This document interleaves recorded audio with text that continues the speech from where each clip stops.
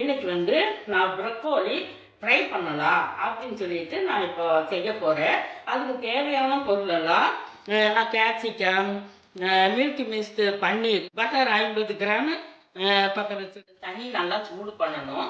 இந்த ப்ரக்கோலியை அந்த சுடு தண்ணியில் போடணும்.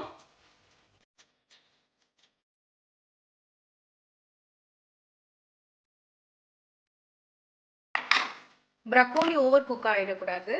அது வந்து சாட்டே பண்ணுற அளவுக்கு வந்து குக்காக இருக்கும். ரொம்ப வேக வைக்கக்கூடாது, பாதி அளவு வேகணும். அதில் வந்து நான் உப்பு ஆட் பண்ணிடுறேன்.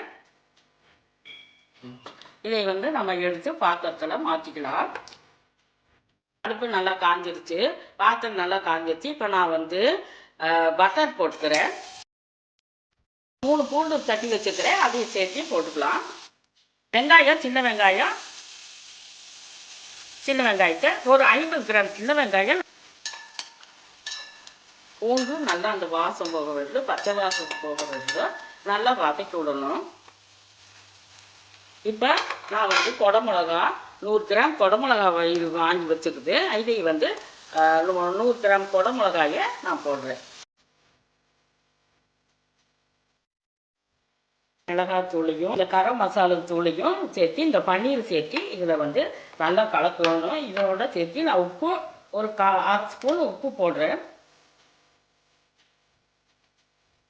மசால் பிடிக்க வரையிலும் நல்லா வந்து பட்டி விட்டுக்கணும். கையில் நான் ஊற்றுறேன்.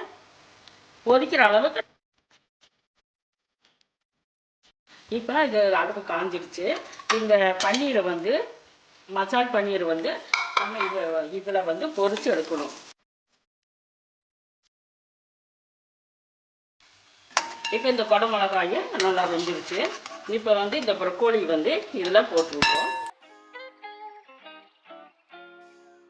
கால்வாசி வெந்தால் போகுது. இப்போ நம்ம வந்து ஆல்ரெடி இந்த பன்னீரை வந்து நம்ம இந்த மாதிரி பொரிச்சு வச்ச பன்னீரை வந்து இதில் போட்டுக்கலாம்.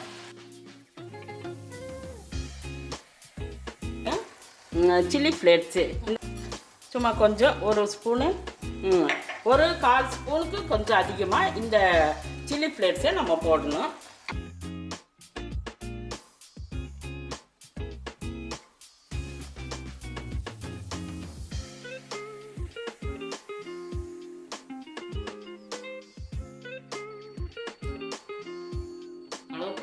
சூப்பராக இருக்குது.